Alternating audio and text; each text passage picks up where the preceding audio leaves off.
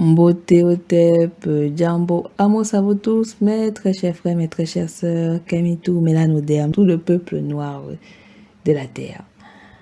Donna Zanetia, je suis ravie de pouvoir parler avec vous encore aujourd'hui pour cette nouvelle podcast channel. Je vous remercie à tous ceux et à toutes celles qui se sont abonnés à cette chaîne. Ce n'est pas une chaîne facile, ce n'est pas une chaîne avec les discours mielleux, doux et de petits pom-pom girl. Malheureusement, ici, c'est un peu plutôt rade, c'est dur, c'est sec. Par moments, on a l'impression que c'est haineux, mais on n'est pas dans la haine ici. On est en train de dire des choses qui sont réelles, avec le cœur et avec l'objectivité du cœur. Parce que malheureusement, si on n'était pas dans un cas où on est dans le serial mass killing, je ne serais probablement pas en train de vous parler actuellement. Donc nous allons faire et continuer la lecture du livre Praktische Idealismus de Kudernovo Karagi, qui était un noble autrichio-hongrois japonais et effectivement qui a œuvré pour le pan-européanisme, l'émergence de l'Europe sur toute la Terre, effectivement, fait en sorte que la Terre s'appelle Europe. Voilà. Donc, on connaît tous le contexte de l'histoire. Si vous voulez mieux comprendre, allez revoir la séance précédente ou effectivement mes séances précédentes sur l'ensemble des textes de Karagi qui vous explicite un peu au mieux son idée. Donc, l'idée globale aussi de Karagi, c'est de la mise en place du système démocratique, mais pas de la démocratie que vous connaissez, mais une démocratie de l'esprit, une démocratie aristocratique, effectivement, dans le but de faire émerger, de pérenniser la classe noble, effectivement, qui a eu un petit chamboulement à cause de la perte de l'Allemagne de la première guerre fratricide caucasienne de la Terre. Et vous comprenez que l'Europe a besoin de maintenir son succès, sa hausse et sa puissance. Effectivement, c'est du suprémacisme locoderne. Et donc, par conséquent, l'Europe doit maintenir sa vie et sa survie. Il parle de la maintenance de la survie et de la vie de l'Europe. Et donc, nous voyons très bien dans le contexte ukrainien-russien où nous avons vu à quel point l'Europe veut maintenir sa vie et sa survie. Elle se dit vouloir être en autonomie, donc ne plus vouloir vivre en parasite de tel ou tel État. Malheureusement, elle est un réel parasite et vit du parasitisme à mort, puisqu'elle déstabilise l'Afrique, le Mali, le Sahel, bref, tout Kamakachopa et même les pays de Noirs pour maintenir sa vie, sa sécurité. Si elle ne voulait plus ce statut-là, elle se serait libérée complètement de l'Afrique, ce qui n'est pas le cas. Donc, ça veut dire que c'est un parasite. Et donc, Karagi a raison sur le fait que l'Europe, c'est un peuple de parasites qui a besoin de vivre en parasitant les autres peuples de la Terre. Donc, c'est dans ce contexte-là que nous allons donc étudier effectivement la troisième partie, du moins ce troisième chapitre du thème noblesse, qui était un recueil qui a été écrit en 1920, donc c'est-à-dire avant la préface qui a été écrite en 1925, effectivement, qui recueille ou qui rassemble l'ensemble des thématiques qui ont été poursuivies pour effectivement écrire ce recueil de pensées du noble. Effectivement, cette partie noblesse a rappelé, elle est en mémoire de son père, Dr. Heinrich Graf Kudernovo Karagi, et effectivement, l'enfant est toujours en reconnaissance de son père, comme il le dit si bien. Aujourd'hui, parce que la précédente séance, nous avons étudié le Juncker et l'illettré, c'est-à-dire le Juncker, l'homme brut, l'homme qui est né de la campagne, pas forcément la campagne, mais il se réfère plus à cette idée-là de la campagne, l'homme brut qui pense à son sang, à sa lignée et qui veut rester sur ses idées conservatrices. Et le lettré, le Juncker, le wokiste, si vous préférez, celui qui est né dans la ville, le milieu cosmopolitain, métropolitain, avancé, progressiste, libéral, libéralisme, libertinage, prostitution, pornographie. Donc, on a cette opposition qu'il a essayé de différencier et de nous expliquer ce que c'est que le Juncker, les lettrés. Et à la fin, dans ces deux univers complètement opposés, du moins en apparence, effectivement, mais il parle par rapport à son contexte de son époque, mais qui peut être un reflet, mais pas totalement dans la réalité de l'actuel. Et donc, effectivement, entre le Juncker, parce qu'il parlait des locodermes, il ne parlait pas de vous, il ne parlait pas de nous, il ne parlait pas des mélanodermes, il ne parlait pas de nous. Donc, il parlait des locodermes parce qu'il est moitié hybridé, il est moitié caucasien. Donc, c'est assez simple. On voit un peu sur quelle référence il peut s'exprimer, même s'il parlait beaucoup d'Allemagne, mais il parlait aussi de l'Asie, etc. À la fin de cette lecture, il essaye de montrer le moyen d'unifier ces deux typologies, c'est-à-dire le Juncker et le lettré, voir ce qui est bon chez l'un, chez l'autre, l'unifier pour créer le nouvel modèle, c'est-à-dire l'homme noble d'esprit et noble de la pensée de sang. Et donc, ça va créer une nouvelle noblesse. Et effectivement, c'est le même système qui continue. Aujourd'hui, mes très chers frères, mes très chères sœurs, merci. Donc, tout de suite, après cette brève introduction, donc nous allons tout de suite parler de la thématique aujourd'hui, c'est le chapitre 3, c'est le gentleman et le bohémien. Quand vous écoutez déjà gentleman, du moins vous avez déjà une idée, vous dites le gentleman, c'est le type qui est bien habillé, le type qui est super cool, c'est-à-dire un peu James Bond, un peu ces trucs-là, des agents secrets, bon, bref, un peu des personnes de la haute classe, c'est-à-dire toujours habillées de façon responsable, et des personnes que, à la limite, lorsqu'on observe, on voit très bien que ce sont des personnes d'une certaine catégorie sociale et qui est difficilement approchable, éloignées de nous, éloignées d'un certain contexte. Donc c'est un peu ça qu'on voit le gentleman, il a des manières assez propres, effectivement, dues à son niveau social. Et donc, à l'opposé, nous avons le bohémien qui a l'air approchable, qui a l'air sympathique, celui que tout le monde a comme pote, celui que tout le monde a comme ami, la personne avec qui on peut facilement se brancher ou être un peu plus sympathique pour voir la chose. Dans ce monde-là qu'on va entrer, c'est un peu comme le Juncker et le lettré, mais là c'est le gentleman et le bohémien.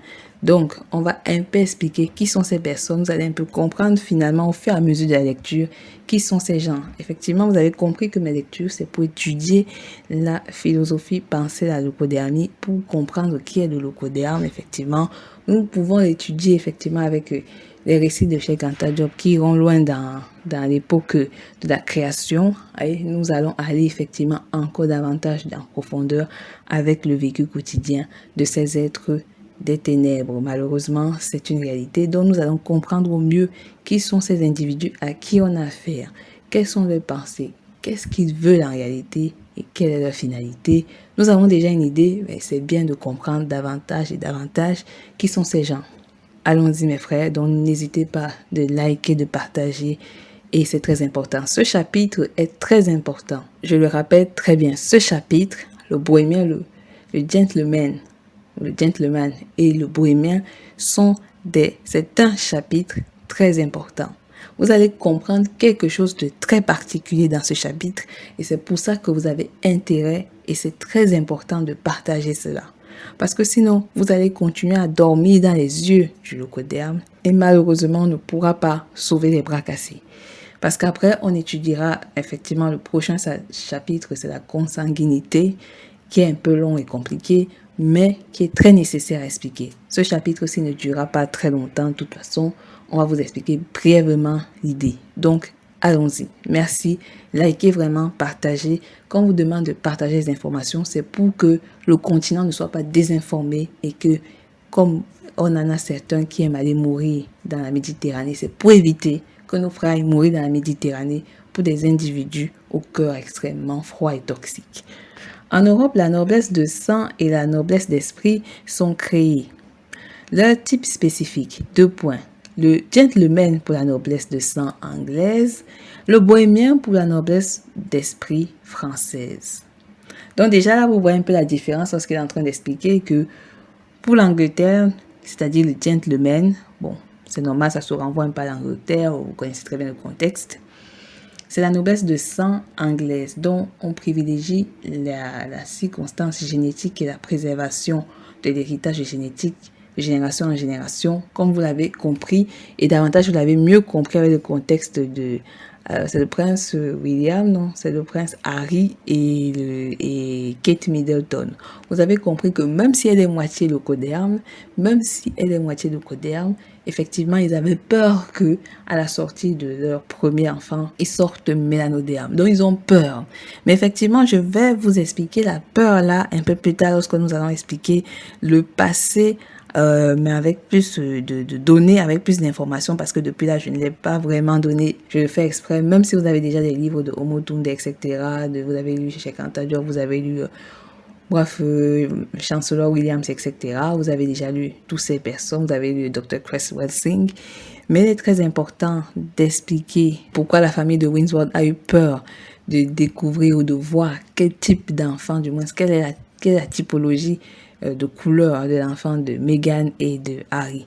Parce qu'effectivement, je vous ai dit que la leucodémie est négrophobe et sa plus grande peur, c'est la couleur. Et pourquoi c'est la couleur, on reviendra prochainement.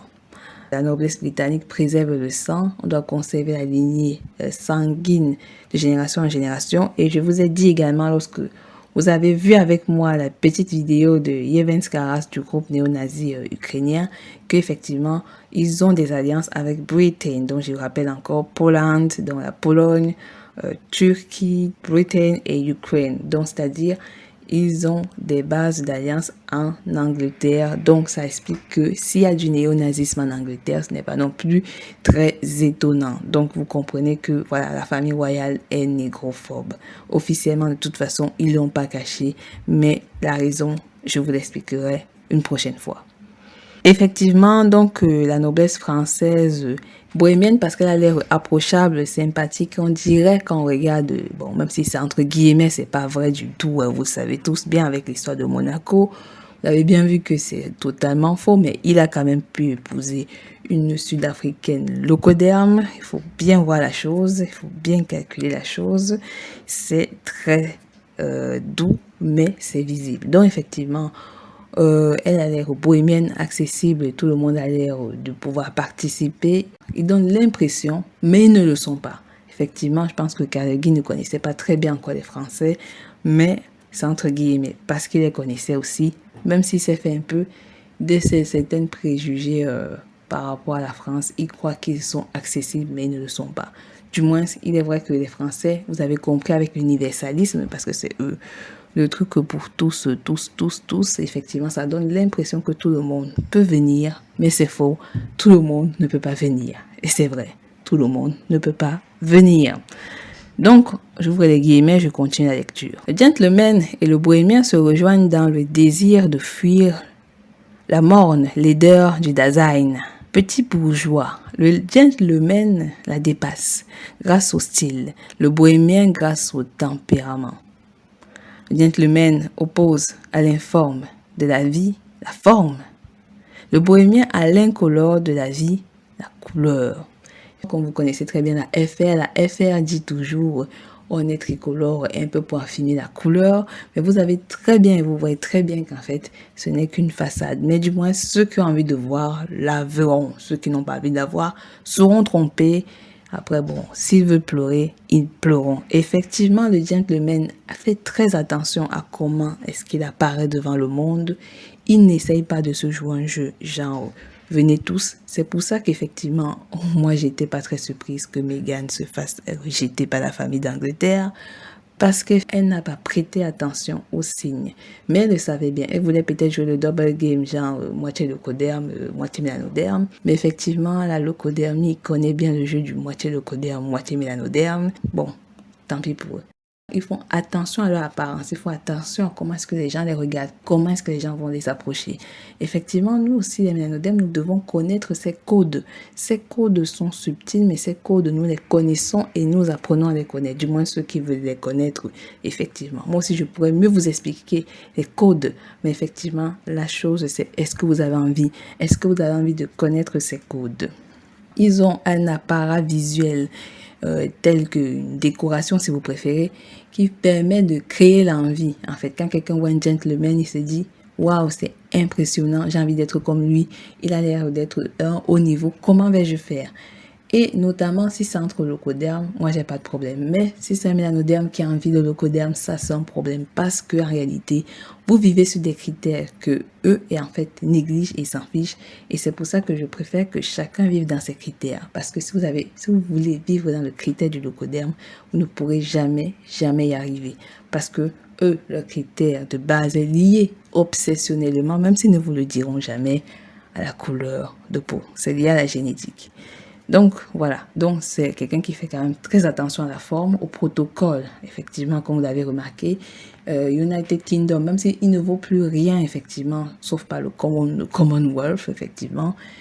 Hormis cela, le protocole, c'est pour eux et il n'y a plus rien d'intéressant. Mais il veut maintenir cette image impressionnante, effectivement, de cet empire, de ce royaume qui est malheureusement mort et qui vit d'un mirage d'une reine d'Angleterre. Le bohémien peut un peu prendre cette petite image, cette illustration de, par exemple, Emmanuel Macron qui peut effectivement jouer cette carte-là. Pourquoi?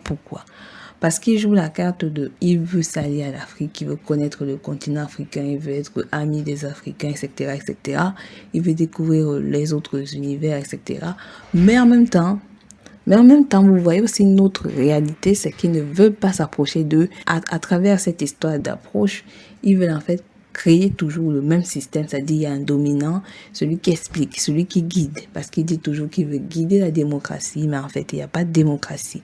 C'est comme ça qu'elle approche du bohémien, c'est-à-dire le bohémien veut nous expliquer qu'il est là pour une certaine image d'égalité dans la démocratie, mais effectivement, cette image d'égalité de la démocratie n'est qu'un leurre pour continuer à dominer, à faire envier et à faire croire aux Africains qu'ils sont les amis de la France, comme Emmanuel Macron l'avait dit lui-même, entre l'Afrique et la France, c'est une grande histoire d'amour. Tellement le bohémien, il a l'air romantique et amoureux. Continuons. J'ouvre les guillemets. Le gentleman apporte de l'ordre au désordre des relations humaines. Le bohémien de la liberté à leur absence de liberté. Clair, c'est assez clair. Que dire de plus? L'Angleterre ou les Royaumes-Unis aiment un protocole, suivent un protocole, un cheminement très précis, particulier, qui les permet de maintenir leur surface, même si effectivement Boris Johnson est un peu à gauche, à droite, il est un peu fou, mais le monde Britannia veut continuer à créer une sorte de monarchie, qui est une sorte d'ordre et qui crée la reine ou le roi en haut, les sujets, etc. en bas, vous connaissez le truc. Ça crée une rigidité, une rigueur, effectivement, une ligne directrice qui est assez claire sur comment est-ce que ce monde-là est dirigé. Et le bohémien, lui, l'ouvre plutôt des portes, il donne l'impression de la liberté, puisque la France se dit fraternité, égalité, j'ai oublié le reste. Excusez-moi, pour les Noirs de France qui m'écoutaient, je ne suis pas française, donc je n'ai rien de la France dans la tête. Merci. Donc, la France se veut d'être un pays libre de liberté d'expression, entre guillemets, parce que vous avez tous vu que c'est entre guillemets cette histoire, c'est pour ça que je prolonge le guillemet de la liberté. Donc le bohémien veut se montrer en tant que personne libre, quelqu'un qui ouvre les portes, quelqu'un qui laisse accueillir, qui est accueillant, qui est aimant, qui est charmant, qui laisse le dialogue se faire, qui laisse l'amour des peuples se faire, qui laisse les gens s'apprécier tels qu'ils sont, n'est-ce pas la FR? On a vu quels sont les degrés de liberté que la FR montre et promulgue effectivement aux pays qu'ils appellent dans leur sphère cachée du tiers-monde, les pays de noir, les pays où le code noir s'opère encore pour le moment. Pour le moment, c'est une question temporelle. La beauté de l'idéal du gentleman repose sur la forme, le style, l'harmonie. Elle est statique, classique, apollinienne. La beauté de l'idéal bohémien repose sur le tempérament, la liberté, la vitalité. Elle est dynamique, romantique, dionysiatique. Dionysos, vous connaissez ces histoires, voilà. Donc effectivement, romantique, il a bien précisé romantique. Pourquoi je vais m'arrêter là, même si le reste est déjà clair, je pense que c'est assez facile à comprendre. C'est pour ça que je vous ai dit que cette lecture sera facile à comprendre. Romantique parce que l'Europe, notamment, j'ai envie de globaliser dans l'Europe parce que c'est l'Europe qui a globalisé ça. Même l'Angleterre est romantique, mais ça, c'est ce qu'on vous dit pas aussi. Pourquoi romantique? Parce que la France a créé une illusion, l'illusion littéralement la plus forte de la Terre. C'est-à-dire de faire croire que tout le monde peut être ou peut avoir une vie meilleure sur le monde. Romantique vient du mot romance. Roman, je vous l'avais déjà expliqué sur ma podcast des schémas d'illusion que je vous renvoie à aller écouter cette séance. Pour ceux qui ont eu du mal à le comprendre, je vous demande d'ouvrir bien vos oreilles parce que malheureusement, on ne va pas revenir. Si vous avez des problèmes de compréhension, essayez d'égayer un peu votre esprit pour que votre esprit soit de plus en plus dans la lumière de la marade et de l'éclaircissement d'esprit. C'est parce que vous n'êtes pas dans l'ordre naturel de la nature des hétéros que vous n'arrivez peut-être pas à comprendre la logique de ma chaîne. Ce n'est pas une chaîne qui est dans le désordre. Tout est logique dans la manière où je présente les choses, même si effectivement, vous pouvez penser que ça donne l'impression que je suis haineuse, etc. Il n'y a pas de haine, comme je vous l'ai dit. C'est qu'on vous présente des choses globales et qui sont vraies, même dans la douleur. Et quand on voit nos frères qui souffrent et nos sœurs, on ne peut pas rester là à parler de façon simple. Rien n'est objectif sur cette terre, surtout pas la leucodermie qui a montré sa limite. Donc effectivement, je vous renvoie à aller suivre les schémas d'illusion. J'explique ce que c'est que le romantisme et la technique du romantisme, comment le romantisme s'opère et à quel point effectivement cette technique est dangereuse, et c'est dans ce piège-là que beaucoup de Noirs sont tombés, notamment les femmes noires. Les femmes noires sont tombées dans un piège du romantisme qui dépasse l'entendement, et l'homme noir aussi est tombé dans le piège du romantisme qui dépasse l'entendement. Mais si vous voulez, je vous réexpliquerai ce que c'est que le romantisme et comment effectivement ce piège se fait, mais pour cette séance, je ne vais pas plus l'expliquer. Donc, faites attention à ce piège. Le romantisme n'a pas été créé pour vous. Il a été créé spécialement pour la femme leucoderme parce qu'elle avait des problèmes comportementaux qui, malheureusement, malgré ses romans, n'ont pas pu changer son comportement naturel qui revient de façon naturelle au fur et à mesure des temps. Vous l'observez de toute façon sur TikTok, sur Instagram, dans la vie quotidienne. Vous voyez très bien le problème de la femme leucoderme. Donc, on continue. Le gentleman idéalise et stylise sa richesse. Le bohémien idéalise et stylise sa pauvreté. C'est intéressant parce que cette partie, pourquoi? Parce qu'effectivement, mais je dirais que le gentleman n'est pas riche. Il est riche, pourquoi? Par rapport on va dire par rapport à son lien de sang, puisque la pérennité du système britannique du Royaume-Uni est pérennisée par une richesse familiale qui fait en sorte qu'effectivement, ils vont pouvoir prolonger leur espérance de vie à travers les enfants. Donc, c'est une richesse, mais pas la richesse matérielle, le fait de promouvoir toujours les biens matériaux par le Commonwealth, le pillage de l'Afrique, les bases militaires britanniques, l'ONU, l'OTAN, effectivement, le veto, etc. Pour le moment, c'est une question temporaire avant que la Grande-Bretagne et d'autres, entre guillemets, puissances, donc le système de la pauvreté, s'effondre. Effectivement, si Nana Akufo, la Sierra Leone, le Nigeria, le Rwanda, le Kenya, le Zimbabwe, la Zambie et ces autres pays qui font partie du Commonwealth dégagent du Commonwealth, effectivement, et deviennent réellement autonomes pour de vrai. Je dis pour de vrai. C'est fini l'Angleterre. Ils vont devoir ramasser et redonner toutes les richesses qu'ils ont volées au continent Kamakatiopa. Et je crois que là, vous allez réellement encore voir davantage le véritable visage du Caucasien quand il ne veut pas perdre ne serait-ce que 1 centime de ce qu'il a, parce qu'il sait qu'il doit préserver sa génétique. Il idéalise sa richesse, c'est pour ça il idéalise comment sa richesse. Ça, c'est le plus important, le plus intéressant. Comme le bohémien, comment est-ce que le bohémien idéalise effectivement son style de vie? Mais je vais vous expliquer la pauvreté après. C'est simple. Les deux idéalisent leur style de vie par rapport au mythe qu'ils ont créé. Vous avez dit le mythe du chevalier blanc au cheval blanc, etc. Le mythe du sauveur de l'univers. Parce qu'ils ont créé le White Savior. Le White Savior permet de créer encore cette image illusoire du leucoderme, effectivement, qui le maintient en tant qu'un être parfait de lumière, etc., qui est là pour amener la paix sur la terre. Et vous connaissez toute la chanson. Donc, effectivement, c'est grâce à cette idéologie, à cette histoire romanesque, là, c'est vraiment le bon mot, à cette histoire romanesque inventaire que, effectivement, la leucodermie a pu continuer à créer son style de vie qui a fait envier beaucoup de Noirs qui partent à la Méditerranée mourir, ou qui a amené nos frères et nos sœurs désespérément vouloir chercher du caucasien, avoir des enfants métis, etc. Ils ont créé le mythe de la princesse, du prince, du roi, de la reine, des royaumes, etc. Et nous nous sommes véritablement focalisés sur ça et on s'est dit que oui, ils savent diriger, ils savent gouverner.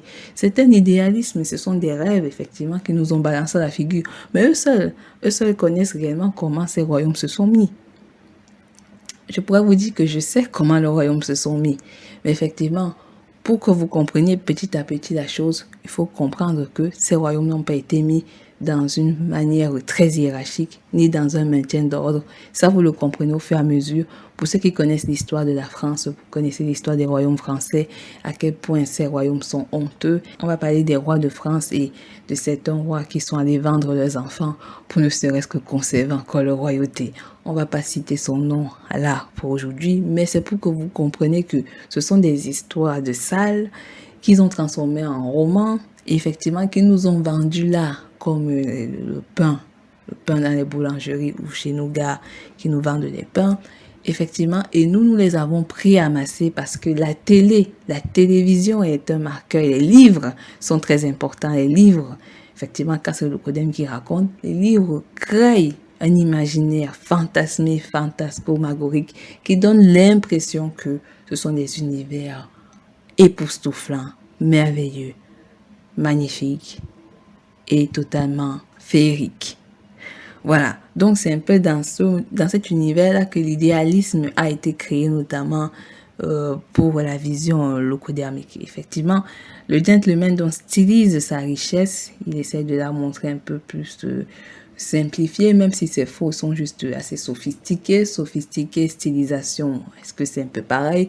Probablement, mais je le dirais d'une façon nuancée. Parce qu'effectivement, on voit très bien aussi que Calogui ne pouvait pas se détacher de sa vision germanique qu'il a vis-à-vis de la locodermie. Même s'il connaissait Churchill, j'ai envie de dire que sa vision était un peu assez éloignée des choses. La vision idéaliste, pas idéaliste, mais le style de sa pauvreté. Pourquoi? Parce qu'effectivement, la France est pauvre. C'est un pays pauvre, de pauvres comme l'Angleterre. Mais effectivement, elle essaie de créer un mythe particulier. Vous avez compris, la tour Eiffel, cette barre de fer créée par Eiffel, voilà, truc satellitaire. Je pense que vous aurez du mal à vous intéresser à l'explication architecturale que je pourrais vous faire, donc je vais vous passer le topo. Donc, effectivement, comment est-ce qu'ils ont pu styliser leur beauté en racontant une histoire merveilleuse, en stylisant un peu la même chose, c'est-à-dire, ils ont créé une imagerie qui fait en sorte que, effectivement, les choses qui paraissent inutiles, pas très beaux, pas très intéressants de la FR, paraissent belles, etc. Un peu comme l'Italie, si vous allez en Italie, il y a des trucs que vous ne trouverez pas beaux, effectivement. L'histoire était romantisée, ce qui fait en sorte qu'effectivement, on trouvait la chose magnifique, alors que ce n'est pas du tout le cas. Donc, c'est un peu pareil en France, effectivement. On voit des choses, on dirait que c'est magnifique, mais ce n'est rien. Mais cette pauvreté, c'est pas seulement la pauvreté matérielle, c'est de la pauvreté mentale, effectivement. Parce que, c'est pourquoi l'Afrique est pauvre, mes frères? Pourquoi l'Afrique est pauvre? Mais pas pauvre de la richesse, mais pauvre dans la tête. Pauvre dans la tête parce qu'elle a été manipulée et prise dans un système de pauvreté et de pauvres. Dans le système de la pauvreté qui est encore, je préfère dire le système de la misère, c'est un système où on vous rend enfant, en fait. On vous rend moins que rien dans l'esprit, moins que rien dans la tête, totalement lobotomisé. Et dans ce lobotomisme très fort de la France, dont liberté pour tous, etc.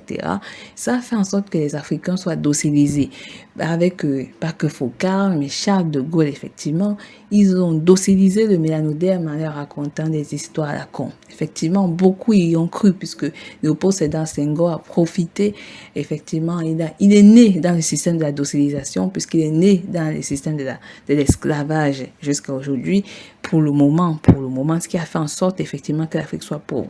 La Côte d'Ivoire est extrêmement pauvre à cause de la FR. Mais ils réussissent à vivre un train de vie illusoire qui leur donne l'impression qu'ils sont évolués. Mais de toute façon, comme on est à l'ère du vaisseau, les vérités sortent. Et vous avez vu les dégâts, vous avez vu les catastrophes qui se sont passées, qui se passent en Côte d'Ivoire. Et la corruption qui prend son ampleur et qui pourrit davantage ce pays. Et c'est pour ça que je ne comprends pas pourquoi les Ivoiriens se lèvent pas. Oui, il est vrai que Ouattara a payé le service militaire pour faire en sorte que des émeutes ne se soulèvent pas, qu'il n'y ait pas de coup d'État, effectivement. On comprend qu'il a peur, effectivement, lui et sa maman, Locoderme, à ses côtés. Effectivement, l'ampleur de la pauvreté se voit avec cette histoire de charité qui s'est passée en Côte d'Ivoire, je crois, et avec les petites perverses telles que Claude Sia, qui est une vermine. Je ne peux pas m'excuser de ce que je dis, parce que Claude Sia n'a pas pitié de lui. Il ressemble caractéristiquement à la négraille qui détruit malheureusement le continent parce qu'effectivement, ils sont adulés par le matérialisme. Ils ne sont qu'uniquement là pour voir le bien-être de Kamakachopa. Ces enfants seront instrumentalisés et comme pour beaucoup, ils seront pris en charge par des pédophiles et on ne sait pas souvent où iront ces enfants qu'on vend souvent dans ces histoires de galas de charité pour les enfants. Malheureusement, c'est ça la pauvreté en fait. La pauvreté, c'est ça. C'est pas autre chose. La pauvreté, c'est ça. Et donc, c'est ça la stylisation de la pauvreté de la France. C'est qu'ils veulent faire croire qu'effectivement, ils sont là pour aider les gens.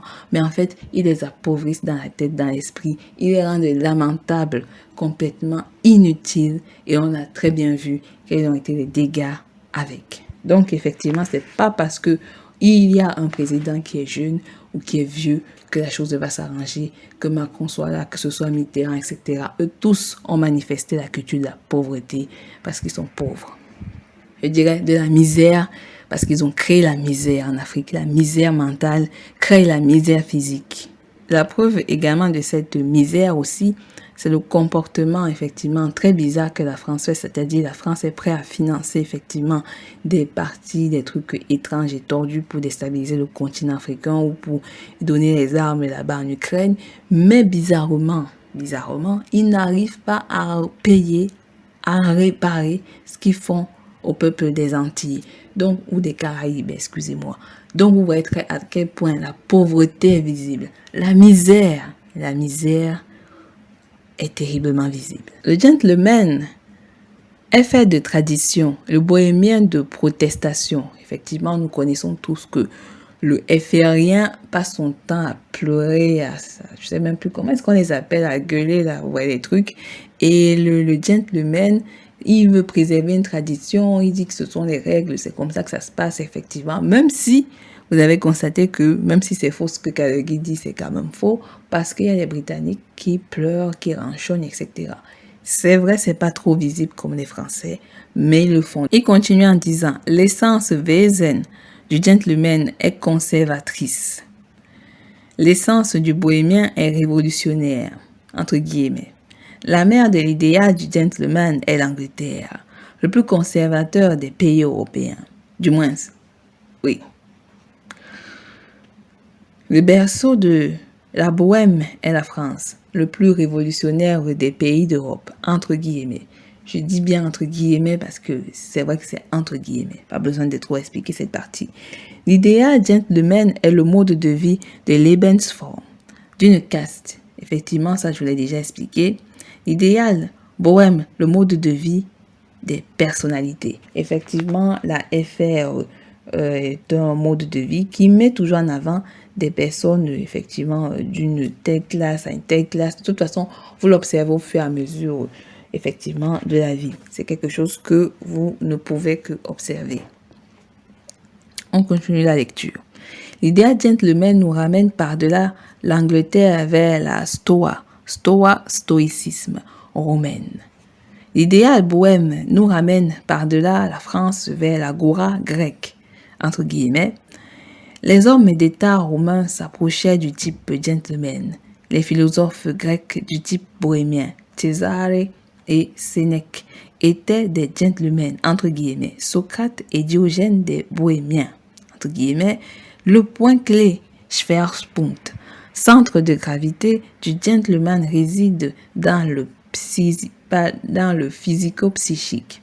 Celui du bohémien dans le spirituel, le gentleman a le droit d'être un imbécile, le bohémien celui d'être un criminel. Je répète la phrase. Le point clé, Schwerpunkt, centre de gravité, du gentleman réside dans le physico-psychique. Celui du bohémien dans le spirituel, entre guillemets. Le gentleman a le droit d'être un imbécile. De toute façon, vous l'observez, en Angleterre, ils sont des idiots. Les lois, le truc, ce sont des idiots. Ça, c'est une vérité. Lui-même vient de le dire. C'est pas moi, c'est Kalagi qui a dit ça. Et après, il dit le bohémien, celui d'être un criminel. Et oui, la France est criminelle. Et ce n'est pas non plus quelque chose qui est caché. Ce n'est pas moi qui le dis. Carnegie, à son époque, dans les années 1920, l'avait déjà souligné, mes frères. Donc, si on vous dit que la France est criminelle, elle tue et partout elle part, elle tue en se faisant passer pour l'ami des peuples de la terre, ce n'est pas moi qui l'ai dit, mes frères. Ce n'est pas moi, c'est Carnegie. Déjà, il a tout dit, si on pourrait même s'arrêter aujourd'hui. Mais vous devez comprendre exceptionnellement le pourquoi. Le pourquoi est-ce qu'il le dit. Effectivement, on pourrait aussi référer par rapport au contexte historique. Effectivement, ils ont perdu la guerre, etc. Et beaucoup de choses. Mais il y a ce comportement qu'il a observé. Il a observé chez ses frères locodermes et fériens britanniques. Il y a un comportement. Et d'un point de vue européen, vu que lui-même est un Européen, il pouvait lui-même l'observer. Et également avec son côté moitié œil bridé, il pouvait aussi également voir cette autre partie éloignée de son contexte naturel, de son autre partie. L'Angleterre nous donne l'impression d'être sage et intelligente, de prendre des décisions très logiques, etc. Mais en fait, ce ne sont que des raisonnements issus de leur fond subjectif de domination et de puissance. Et c'est pour ça qu'ils s'attendent toujours à croire que tout le monde va les obéir parce qu'il s'agit d'une royauté, etc. La Jamaïque leur a bien fait comprendre qu'ils ne vont pas les aider à payer, soi-disant, le voyage en bateau de Kate et de William. Kate et de William, j'ai oublié leur nom, la famille royale, comme c'est pas mon problème, j'oublie leur nom. Ils croient toujours que nous allons les obéir. Et quand ils prennent des décisions à la folle, un peu comme à la Boris Johnson ou Tony Blair qui part bombarder des pays, qui détruisent des terres ou qui mettent des sanctions à tout va parce qu'ils se prennent pour des intelligents, mes frères, c'est là qu'on voit l'idiotie de la locodermie, pas que britannique, mais la locodermie en général. La tuerie de la France se montre et est observable en plein jour. Ce n'est pas non plus quelque chose qui était caché à cette époque, puisque Carnegie sait pourquoi ils avaient perdu leur première guerre caucasienne. Parce que, effectivement, la FR était partie encore pour la première fois aller chercher, soi-disant, les tirailleurs africains. Ces tirailleurs africains qui n'ont pas hésité à lyncher, etc. Après la Deuxième Guerre, ils ont encore fait pire. Donc, effectivement, il connaît le comportement des FRiens. Même si, effectivement, l'Allemagne, c'est un État criminel. De toute façon, ce n'est pas seulement lié à la France, la criminalité. Tous les États locodermiques, type caucasienne en particulier, puisqu'on se réfère à l'Europe, mais à l'Occident en général aussi, sont des États de criminels. On pourrait compter le nombre de morts qu'ils ont fait. Et la plus grande tuerie, c'est la tuerie de masse qui s'est passée en Europe, parce qu'ils ont tué tous les Noirs qui vivaient sur les continents européens. On va continuer la lecture. Donc, ces deux idéaux sont des phénomènes humains de cristallisation. Bon, humains, vous comprenez, pas des locodermes, donc des caucasiens. À l'instar du cristal qui ne peut se former que dans un environnement non rigide, ces deux idéaux doivent le Dasein à la liberté anglaise et française. Il manque à l'Allemagne impériale, c'est-à-dire Kaiserlichen, cette atmosphère pour la cristallisation de la personnalité. Il n'a donc pu s'y développer aucun idéal de même essence, c'est-à-dire Ebenbuchtigers, équivalent de même naissance. Il manque aux Allemands le style pour devenir gentleman. Parce qu'effectivement, il paraît que les Allemands sont plutôt bruts, etc. Bon, il paraît, quand on voit quand même Van der Leyen, comment elle est brute, cette femme, il n'est pas très dur. Il manque aux Allemands le style pour devenir gentleman, le tempérament pour devenir bohémien, c'est-à-dire le tempérament de tueur. Donc, il essaie de caler en lui ces deux côtés, c'est-à-dire idiot et tueur, donc de ces deux parties éphériennes britanniques. La grâce et la souplesse pour devenir les deux. Ça, c'est pour lui. Comme il ne trouvait dans sa réalité aucun mode de vie à sa mesure, l'Allemagne a cherché dans sa poésie des incarnations idéales de l'essence allemande. Il a trouvé le jeune Siegfried. Effectivement, Siegfried, ça vous connaissez tous dans la légende du préfixe Sig, qui veut dire victoire, et Fried, qui veut dire la paix, donc la paix, la victoire. Donc, qui vient effectivement de ce roman, de cette histoire que vous connaissez tous, c'est une mythologie nordique dans des pays du froid, qui s'appelle opéra par Wagner, effectivement, par rapport avec Wagner du Mali, et effectivement, donc, qui s'appelle en réalité Der Ring des Nibelungen, donc l'anneau de Nibelungen. Effectivement, c'est une poésie et une vision locodermique allemande. Et effectivement, il continue en disant, en tant qu'idéal physico-psychique, le vieux Faust écrit par Goethe, en tant qu'idéal spirituel. Donc effectivement, à la fin, il se dit qu'au lieu d'aller piocher, par exemple, chez les fous Britannia et Französisch, il va plutôt aller chercher, pourquoi pas, dans sa culture personnelle allemande. Et c'est aussi un moteur pour nous de nous dire, au lieu d'aller chercher comment réussir en Afrique en regardant les trucs français ou locodermiques occidentaux, locodermiques, bref, nous pouvons piocher dans notre propre culture. Donc, c'est ce qu'il a fait, il a pioché dans sa culture. Il continue en disant, ces deux idéaux étaient romantico-inactuels. Par la distorsion de la réalité, l'idéal Siegfried romantique s'est rigidifié en officier prussien, en lieutenant, l'idéal Faust en érudit allemand, en professeur. Aux idéaux organiques se sont substitués des idéaux mécanisés. L'officier représente la mécanisation du psychisme, le Siegfried rigidifié, le professeur, la mécanisation de l'esprit, le Faust, le rigidifié. Je pense que c'est assez clair. D'aucune autre classe, l'Allemagne de Wilhelm n'a été plus fière que de ses officiers et de ses professeurs. En ce, elle voyait à l'apogée de la nation, tout comme l'Angleterre le voyait dans ses leaders politiques et les peuples latins dans leurs artistes, entre guillemets. Effectivement, il est vrai que Léonard da Vinci a amené une certaine évolution, donc de ce point, on peut être un peu d'accord. Si le peuple allemand veut accéder à un développement plus grand, parce qu'effectivement, ils apprêtaient la deuxième guerre fratricide Caucasienne qui s'est ajoutée à l'œil bridé, donc qui a fait la deuxième guerre locoderme. Donc, si le peuple allemand veut accéder à un développement plus grand, il doit revoir ses idéaux, sa force d'agir, doit pulvériser son unilatérité toute militaire pour s'élargir à la diversité politico-humaine. Son esprit doit pulvériser son étroitesse héritée des sciences pures et s'élargir à la synthèse du penseur-poète. De toute façon, tout ça, c'est assez clair. Le 19e siècle a offert au peuple allemand deux hommes du plus grand style qui ont incarné ces exigences de la plus haute germanité.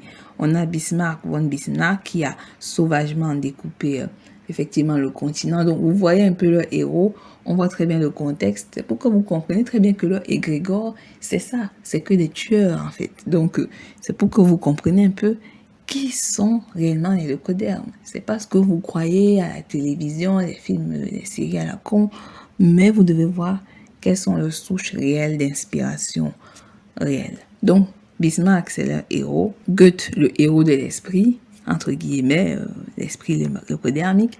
Bismarck renouvelle, approfondit et ranime l'idéal de Siegfried devenu kitsch. Vous comprenez ce que kitsch veut dire? Goethe renouvelle, approfondit et ranime l'idéal de Faust devenu poussiéreux, dont l'autre est devenu un truc assez vulgaire, l'autre est devenu un truc vieillot, donc que faire? Bismarck avait les qualités de l'officier allemand. Sans ses défauts, Goethe avait des qualités de l'érudit allemand. Sans ses défauts. En Bismarck, la supériorité de l'homme-d'État surpasse les limitations de l'officier. En Goethe, la supériorité du penseur-poète surpasse les limitations de l'érudit. Et en les deux, l'idéal personnel organique surpasse le mécanique, l'humain surpasse la marionnette. Vous voyez très bien l'idée. Bismarck a plus fait pour le développement de la germanité à travers sa personnalité modèle qu'à travers la fondation de l'Empire. Goethe a le plus enrichi le peuple allemand à travers son Dasein olympien qu'à travers son Faust. Car Faust est, à l'instar de Goethe, Werther et Meister et Tasso, seulement un fragment de l'humanité de Goethe. L'Allemagne devrait bien se garder de kitschisiser, bon, excusez-moi le mot, je n'arrive pas bien dire, donc en allemand, verkitschen, rendre kitsch, sentimentaliser et de rabaisser ces deux modèles vivants en faisant de Bismarck un adjudant et de Goethe un instituteur. Donc effectivement, il doit ramener le modèle réel de l'Allemagne en faisant lumière sur ces deux héros et lumière de leur peuple locodéen. Donc pour vous dire qu'ils vont toujours ranimer les ancêtres, ils pensent toujours à leur ancestralité. Qu'ils soient tueurs ou pas, si c'est par eux que la grandeur de leur territoire est venue, ils vont ramener ces héros, entre guillemets, qui sont nos oppresseurs, donc nos tortionnaires, effectivement, pour effectivement redorer le blason, donc nourrir ces égrégores pour faire réanimer, relever le peuple. Donc nous aussi, nous devons revivifier nos égrégores, nous rappeler de nos frères, de nos penseurs, de nos scientifiques, de nos parents qui sont morts à cause de ces fous, pour effectivement sensibiliser nos frères, réveiller notre continent, le redresser parce que c'est très important au-delà de tout. À la suite de ces deux sommets de l'humanité allemande, et je précise bien allemande, il ne dit pas du monde, l'Allemagne pourra grandir et guérir. Elle peut apprendre de la grandeur active et contemplative, dont la domination, la tuerie de masse, la force d'agir et la sagesse du meurtre. En effet, Bismarck et Goethe sont les deux foyers autour desquels pourrait se former un nouveau style de vie allemande qui serait de même essence, c'est-à-dire Ebenbürgt, équivalent de même naissance que les autres idéaux occidentaux. Donc, c'est par là que l'on va s'arrêter. Donc, il rappelle toujours les ancêtres à la fin. Il finit toujours par faire une synthèse.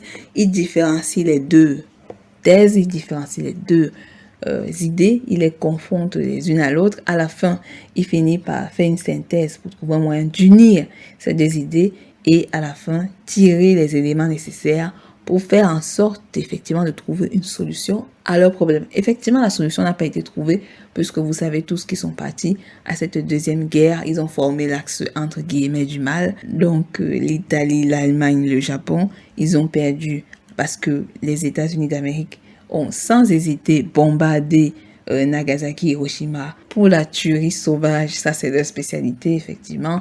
Et les Russes sont allés se battre comme des cons pour effectivement sauver les Britanniques et les Français, c'est-à-dire les faibles. N'oublions pas ceux qui se sont véritablement battus à mort. Ce sont effectivement nos guerriers, nos frères mélanodèmes qui sont partis mourir et qu'à la fin, on les a remerciés par un massacre à Tiaroy. Je vais toujours rappeler cela parce qu'effectivement, ça fait partie de l'histoire. C'est pour que vous vous rappelez de nos frères qui sont morts pour des sauvageons qui n'arrêteront pas d'être sauvages, qui déstabilisent le Sahel, le golfe de Guinée, qui déstabilisent la corne de l'Afrique, le sud de l'Afrique, qui déstabilisent le nord de l'Afrique, toujours pour les mêmes ambitions. Ils font un grand louage à von Bismarck, à Charles de Gaulle, à Churchill, à tous ces Monroe, à Thatcher, à tous ces criminels. Et nous, on nous dit de ne pas rappeler le nom de nos frères qui sont morts. Rappelez-vous toujours de nos frères qui sont morts. Rappelez-vous d'eux. Citez leur nom. Citez leur nom dans vos cœurs, mes frères. C'est très important. On doit rappeler les noms de nos frères. Nos frères qui sont morts pour rehausser le continent. On doit lire les livres de nos frères et de nos sœurs. On doit comprendre ce qui les a amenés à faire ces études, ce qui les a amenés à faire ce combat. Et pourquoi? Et pourquoi nous devons le dire à nos frères? Pourquoi nous devons partager les informations à nos frères? Ne restez pas là à dormir. Partagez les informations, partagez ma chaîne, partagez-la, c'est important. Ne restez pas là en train de dormir, de m'écouter. Ne restez pas là en train de tourner en rond à vous poser des questions qui ne vous servent à rien. Le plus important, c'est de vous informer. C'est de vous informer, c'est de comprendre ce qui se passe, de vous battre.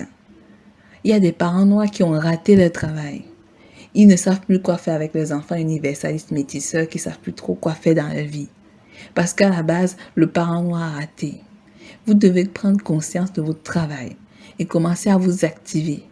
Eux, ils vont continuer sur leur marche, puisque la vision du Locoderme, c'est de faire survivre son existence.